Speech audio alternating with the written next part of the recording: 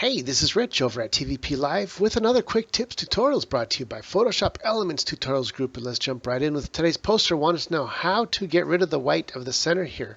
And the problem is, I was trying to explain, is that you got this drop shadow that's already built into the photo here. And you can see these little black edges, the shaded areas.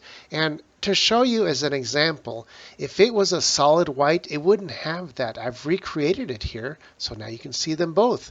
You can see here on the right side that this version doesn't have the drop shadows. If I zoom in, look at the edges here. They're all sharp. Over here you can see some of the dark edges here. So if your graphic here on the left had appeared like the one on the right here with no shadows, all you'd have to do is grab your magic tool, and we could literally set this at like 5%. Click in the middle and hit delete. Now when I turn off the background, you'll see that it is a transparency. So now you could put whatever you want inside of this image here. And if I zoom in right here, you can see all the edges are nice and sharp. Now let's do the same thing to your photo. If I grab the magic tool, I'm going to leave it at that same 5%. And if I click in the middle, you can see it's not grabbing everything because there's dark edges. If I hit delete, look what happens.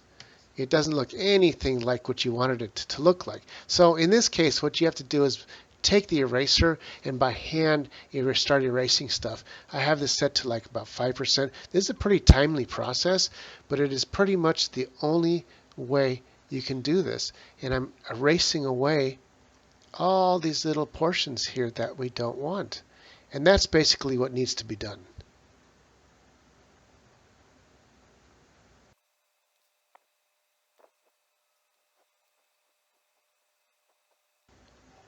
I can also take the polygon tool and use it instead because these are nice sharp edged graphics.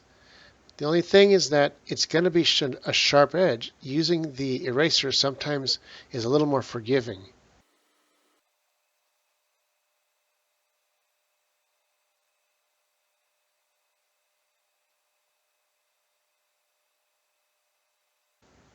When I get to the end, I'm going to double click. I'm going to zoom out.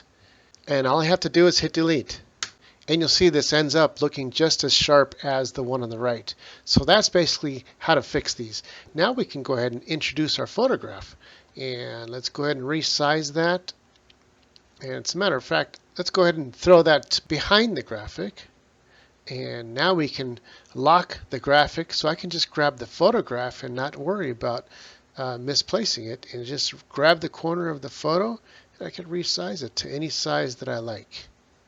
Now, if you really want to have those drop shadows back in line with the original graphic, what you would do is grab that graphic layer, and then I just right click, go to Edit Layer Style, turn on the drop shadow, and let's make it, I don't know, right around there, about 50% opacity, the distance, probably same thing, about maybe 30%.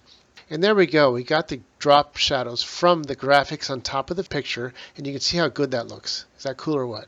And that's pretty much all there is to it. Well, this is Rich for this tutorial. Calling it quits, saying over and out.